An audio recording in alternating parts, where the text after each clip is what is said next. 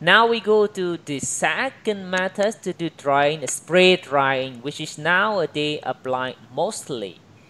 And this is a simple system in the lab. And this is a pilot system. The simple one is for experiment. This is a pilot. You can make several kilograms of powder, for example. And now we look at what do we have with this system. This is a raw material, the feed.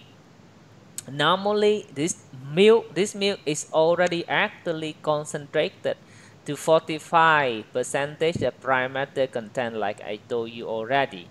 Milk has been concentrated by the other method to save energy. And then the next step is now is the feed is spray into small droplets, spray into very many small droplets, and this step is called atomization or atomizing, just to transfer liquid into a spray of droplets. And here the air is filtered already, and the air is heated up to high temperature, maybe 140 degrees C, for example, is the air. And the air is blown into the system. Now you have small droplets. Now you have hot air, air with at very high temperature, and then the drying occur here. The drying occur here, and then the liquid droplets now become the particle of solid milk, solid particle. When the droplets dry out, you have solid particle, and they may drop down here at the bottom, and then the air is now moved to this direction, and the air also carry a part of particles. And then these particles now are enter into a cyclone. The objective of the cyclone is to separate the powder away from the hot air. You will see later that the air will move like this, and then will move up, and the powder, which has higher density, will move down and drop down here. And these two streams are combined together, then you have the milk powder. We will just discuss important steps in this system. In spray drying, we have 4 important steps. The first one is atomization of the feed into a spray. The second step is the spray and the air contact. And the third step is the drying of the spray into particle, solid particle. And then the last one is to separate the powder, the particle, from the drying air. The first step, the atomization. What is the objective? That we convert liquid product into spray, into small liquid droplets. That is the objective. Why we need to do this? We convert it into a very small droplet means that we have high surface area per a volume of a droplet. The surface area is very large when it have a direct contact with hot air, so the evaporation is very fast. You have high surface area for evaporation. Evaporation very fast means you can dry very fast.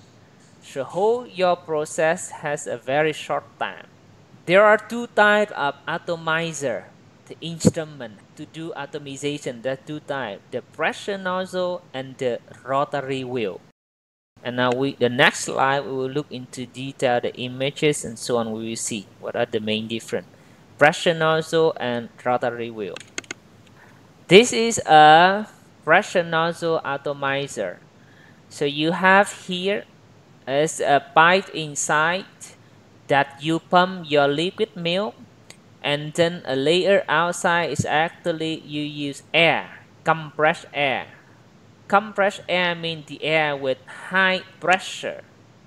And at the opening here, the pressure of air become velocity of air. The air will be blown out with very high velocity, and then that will distribute the flow of milk into droplets like this. It's the same like when they do painting windows and so on you see on the street. Here, if you have no pressurized air, no compressed air, then the you see the milk will just drop down like this. When you increase the pressure of the air, then now it's become very fine droplets the spray has, and this is what you want to have for drying. Smaller droplets, better evaporation. So when you increase the pressure of the air, you reduce the size of the droplet. The other type of atomizer is a rotary wheel. Milk is introduced from the top, for example here, and milk will flow over this gap here, and then there is a cover here to cover it, and then this will rotate very fast, 5,000 rounds per minute. When it rotates very fast, it will cut the flow of milk into droplet. The flow of milk now become droplets. So if you look here, you will see. Or you see the image like this, when this part will rotate very fast and then will spread the liquid into droplets. And the rotation here can be either controlled by an electric engine or even by compressed air. It's also okay, it depends on the design. What do we see? You see the speed of the disc is like 5,000 to 25,000 rounds per minute. It's very fast. The droplet size depends on the atomizer speed, how fast they will rotate. If they rotate faster, then the size of droplets will be smaller. Depends on the feed rate. If you introduce the milk at a higher rate, then the droplet become larger. Depends on the viscosity of the feed of the product. If the feed has high viscosity, then droplets become larger because more difficult to separate. Also depends on the wheel diameter. If you have a small wheel, if you have a larger wheel, if you have the same rotation speed, then the larger wheel is actually will move faster, right? The small one will move more slowly. Just to move one route, for example, then the small one will just move like this, but the bigger one will move longer distance, means that the speed at the border, the speed here is much higher than the speed here. Means that if the wheel diameter is larger, then the droplets become smaller. Try to understand. And the next step is a contact between spray and air, hot air. You just read the text here. So depends on the design of the machines, we can have either co-current flow or counter current, or two types mixed together. What is co-current? Is now the feed move this direction, the hot air also move the same direction. It's called co-current. But counter current is just opposite. Another way is a mix, and so on. So it depends on the design of the machine. You can then have suitable applications. Normally, the co-current is suitable for the product which have high sensitivity to high temperature. But the counter current is more efficient in energy. This is how it works. I will just explain a little bit why it's like that. Now, for example, if you have cold current, now the temperature, this is temperature, this is the length of the instrument, for example. Okay, and this is the temperature of the feed, and this is the temperature of heating medium. That is cold current. And for counter current, the temperature of the feed, the temperature of the temperature of the heating medium, and this one the temperature of the feed. We go backward.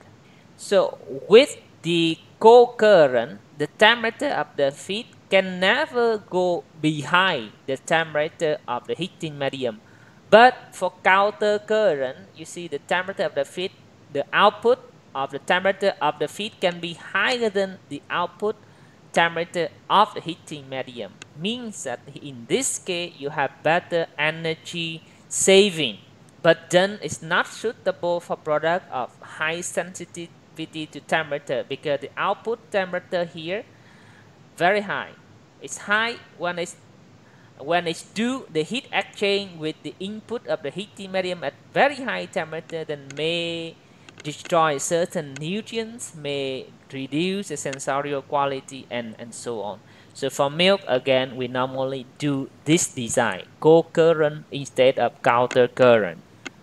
And then the next step is the drying of the spray. The drying of spray is very fast. Very fast. Why very fast? Because you have a small droplet and surrounding the droplets is a free space.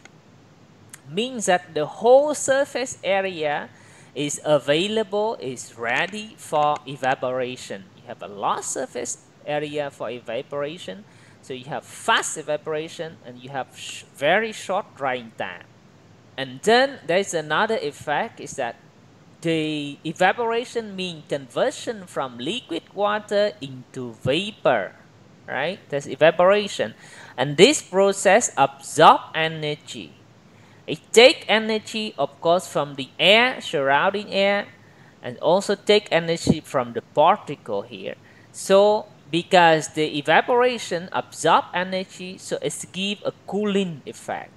It's make the surrounding environment become cooler. Exactly because the evaporation so fast, so the temperature of the particle will not go so high. It will not go so high because the cooling effect of the evaporation.